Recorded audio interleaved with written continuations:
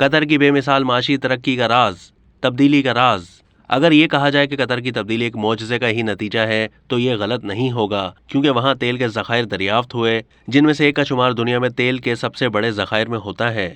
اس کے بعد قطری خزانہ تیزی سے بڑھنا شروع ہوا اور یہ اس کے باشندوں کے لیے دنیا کے چند امیر ترین شہریوں میں شامل ہونے کا نقطہ آغاز بھی ثابت ہوا۔ قطر میں جس وقت خام تیل کے ذخائر دریافت ہوئے تھے، اس وقت تک وہ ایک قوم کے طور پر وجود نہیں رکھتا تھا اور یہ انگریزوں کے زیر انتظام تھا۔ قطر میں تیل کے اولین ذخائر 1939 میں ملک کے مغربی ساحل پر اور دوحہ سے تقریباً 80 کلومیٹر دور دخان میں دریافت ہوئے۔ تاہم اس تلاش سے فائدہ اٹھانے میں مزید چند سال لگے۔ یہ دریافت دوسری عالمی جنگ کے آغاز میں ہوئی، جس کی وجہ سے 1949 تک تیل کی برآمد تعطل کا شکار رہی اور فوری طور پر اس دریافت سے فائدہ نہیں اٹھایا جا سکا۔ تیل کی بڑھتی ہوئی صنعت کی کشش نے تارکین وطن اور سرمایہ کاروں کو قطر کی طرف متوجہ کیا اور یوں اس کی آبادی میں اضافہ ہونے لگا۔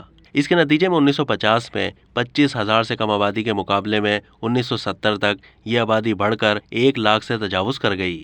اب تک کے لیے اتنا ہی۔ مزید معلومات کے لیے ڈیلی جنگ کے یوٹیوب چینل کو سبسکرائب کیجیے۔